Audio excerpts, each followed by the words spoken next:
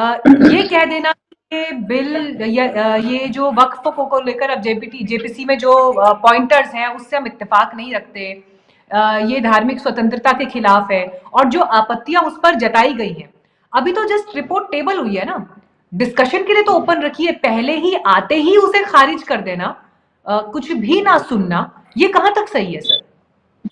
देखिए, सबसे पहले मीनाक्षी जी मैं बता दूं, वाकई में काला दिन है आज। हमारे आजादी के बाद से जितने भी दिन आज तक हुए, हिंदुस्तान को आजाद हुए, उसमें जितने भी काले दिन हैं, मेरे ख्याल है ये सबसे बड़ा काला दिन है आज हिंदुस्तान के लिए। ये ताकत का नंगा नाच आज पार्लियामेंट के अंदर देखा गया कि जो ताकत में है उन्होंने कहा हम किसी की नहीं मानेंगे, कमेंट डिलीट कर दिए, अपोजिशन की जो आपत्तियां थी वो खारिज कर दी, उनको भी नहीं लिया। ये कितनी कमाल की बात है, मतलब ये डेमोक्रेसी है या ऑटोक्रेसी है, ये साफ समझ में आती है। डेमोक्रेसी अगर होती तो आपको क्या दिक्कत की बात है, तमाम उसको आपत्तियां रखिए वहां पर।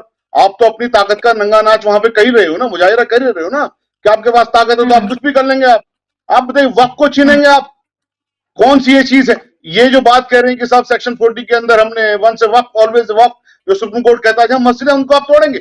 मुझे बताइए, दिल्ली के अंदर भी मैं अगर बात करूं, 90% अगर ऑनर से बात करी जाए कि अपने लिया ये सब मालिकाना हक के कागज नहीं ला सकते हैं, नहीं लेके आ सकते हैं। ये जो आदमी 100 साल से चल रहा है, 200 साल से चल रहा है, लॉ ऑफ लिमिटेशन बना हुआ है। लॉ ऑफ लिमिटेशन कहता है 12 साल से अगर कोई आदमी कब्जे में है और वो बीइंग ऑनर रह रहा है वहां पर, और उसका जो ऑनरशिप है हॉस्टाइल है अगेंस्ट द होल वर्ल्ड, तो वो मालिक माना जाएगा। वो 12 साल की भी आपने खत्म कर दी। तो आपने जो पार्लियामेंट का कानून बनाया लॉ ऑफ लिमिटेशन, आपने वो भी खत्म कर दिया।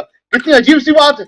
दूसरी बात, आप क्या कहते हैं कि साहब यहाँ पर आप नॉन मुस्लिम्स को लेके आएंगे। बताइए, अगर हिंदुओं के मंदिर में जाकर के मुसलमान कहें हम भी इसके मेंबर बनेंगे तो कोई बात जायज होगी क्या? तो धार्मिक स्वतंत्रता की बात कहां रही? ये तो धार्मिक स्वतंत्रता को पूरी तरह से खत्म कर दिया गया। गृह मंत्री ये कह रहे हैं ना कि हम विपक्ष के सुझावों को शामिल करने के लिए तैयार हैं, उन्हें सुनने के लिए तैयार हैं। जब ये सब बातें हो रही हैं तो उन्हें ना सुनना और उस पर एकदम ये कह देना कि ये काला अध्याय है, कुछ है। अभी तो रिपोर्ट आई है ना, अभी उस पर बात हो सकती है। एक सदन में आई है, दूसरे में जाएगी, तो अभी तो जब जेपीसी नहीं, देखिए, पूत के पैर पालने में दिख जाती है, कहावत है हमारी तरफ, ये पूत के पैर पालने में दिख जाते हैं। यहाँ पर जब जेपीसी ने उनको इंक्लूड नहीं किया, जेपीसी ने उनको निकाल के बाहर कर दिया, तो आप कहां से उनको शामिल करेंगे? तो ये कह देना कि हाथी के दांत खाने की और दिखाने की और कम साहब शामिल करेंगे, आपने तो साबित कर दिया ना कि आप शामिल नहीं करने जा रहे। राजीव पांडे जी, ठीक है सर, राजीव पांडे जी काला अध्याय बता रहे हैं। वो ये कह रहे हैं कि मुस्लिम समुदाय के संवैधानिक अधिकारों पर ये सीधा हमला है और वक्फ बोर्ड के कामकाज में अनावश्यक दखल अंदाजी की जा रही है, और जो वो सवाल उठा रहे हैं उसके केंद्र में वो आपके इंटेंट पर डाउट कर रहे हैं, नियत पर शक है उनको। मीनाक्षी जी नमस्कार। देखिए, सबसे पहली बात यह है कि वक्फ के डिस्कशन में ये ले आए मंदिर को। पहले तो इनको ये ना मंदिर और मस्जिद वाली ये कोई बात नहीं है, प्रॉपर्टी के मैनेजमेंट की बात है। वक्फ में जो सो कॉल्ड ये कहते हैं कि ये वक्फ की प्रॉपर्टी है। आपने पूरा सुना होगा कि देश में किस प्रकार से वक्फ के नाम पर किस तरीके से जमीन को कैप्चर करने की कोशिश चल रही है। इसको लीगली कंप्लाइंट बनाने की बात है। वक्फ कहता है कि हमने वक्फ डिक्लेयर करिए, फिर आप हमारे ही पास आइए। मैं प्रैक्टिस करता हूं लॉ, हमारे पास ही आइए। मैंने डिक्लेयर किया कि आपका घर, मीनाक्षी जी का घर वक्फ है, फिर मीनाक्षी जी को मेरे पास ही आकर के साबित करना पड़ेगा कि यह वक्फ की प्रॉपर्टी नहीं है। इसमें जिस तरीके से कि हिंदू लोग नहीं हो सकते हैं, आपने अभी सुना होगा कि कुछ दिनों पहले तक जो ये मैनेजमेंट में सिद्धिविनायक मंदिर टेम्पल ट्रस्ट में भी मुस्लिम लोग थे, और भी कई टेम्पल जो सबसे बड़ा जहां पैसा आता है तिरुपति जी के ट्रस्ट में भी क्रिश्चियन लोग हैं। ये हिंदू मुस्लिम वाली बात करने के लिए ये लोग आए हुए हैं, इनको करने दीजिए। ये एक बात भी नहीं बता रहे कि कौन से पॉइंट पर जब ये एक्ट पास बन जाएगा तो लॉ के लिए टेस्ट के लिए सुप्रीम कोर्ट जाएगा। अभी आपने देखा है कि किस तरीके से यूसीसी जब बना है अभी उत्तराखंड में, इसको एक मुस्लिम ऑर्गेनाइजेशन ने चैलेंज किया है तो करेंगे। आपको याद होगा मीनाक्षी जी कि जब आर्टिकल 370 का विषय हुआ था तब भी 300 और 200 पिटीशन फाइल हो गए, और सुप्रीम कोर्ट ऑफ इंडिया ने हर सवाल का जवाब दिया। और जिस तरीके से जिस भाषा का प्रयोग कर रहे हैं, सबसे पहले कि वक्फ की प्रॉपर्टी 100 साल 12 साल, इनको लॉ ऑफ एडवर्स पोजीशन भी नहीं पता। अगर किसी ने ऑब्जेक्ट कर दिया है, ये उस पर है कि किसी ने ऑब्जेक्ट नहीं किया, 12 साल एडवर्स पोजीशन में है, और वक्फ एक्ट में तो ये देखना पड़ेगा ना कि आपको प्रॉपर्टी आई कहां से है।